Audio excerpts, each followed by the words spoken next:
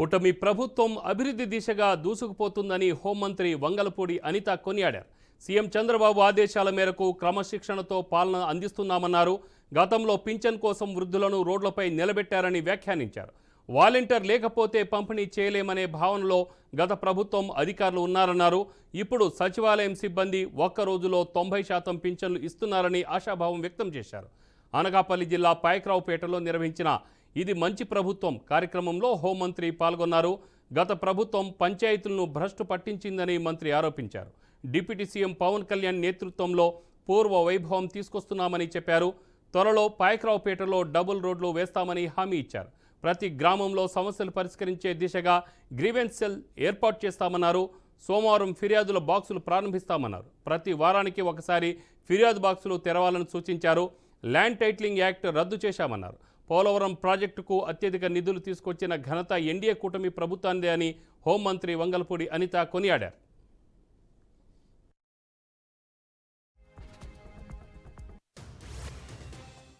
చంద్రబాబు నాయుడు గారి వయస్సు 74 సంవత్సరాలు. మనం 74 సంవత్సరాలు వచ్చినాయి అంటే చేతికి కర్ర ఇచ్చి లోపల కూర్చోబెడతారు మా ఇంట్లో వాళ్ళు. అలాంటిది 74 సంవత్సరాల వయసులో ఆయన అక్కడికి వచ్చిన తర్వాత అక్కడున్న పరిస్థితి చూసి బోట్లో ఆయన వెళ్తా ఉంటే నేను అన్నా, సార్ వద్దు సార్ అని.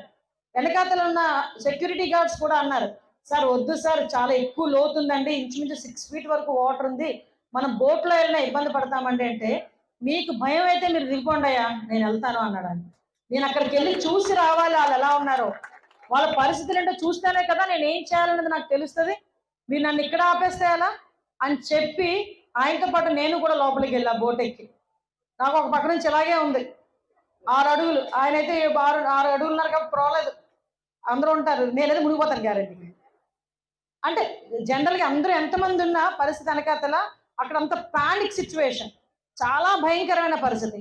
అది చూసి ఆయన వెంటనే హైదరాబాద్ ప్రయాణాన్ని కూడా ఆపుకొని ఇమీడియట్గా నేను ఇక్కడ కూర్చోవాలి అని చెప్పి మళ్ళా సెక్రటేరియట్కి వెళ్తే లేట్ అవుతుందని విజయవాడకు ఒక బస్సు తెప్పించుకొని ఆ బస్సులోనే బస్సు ఏర్పాటు చేసుకొని సుమారుగా 10 రోజులు ఆయన ఆ బస్సులోనే ఉండి వాళ్ళందరికీ కూడా సహాయ కార్యక్రమాలు చేశారు.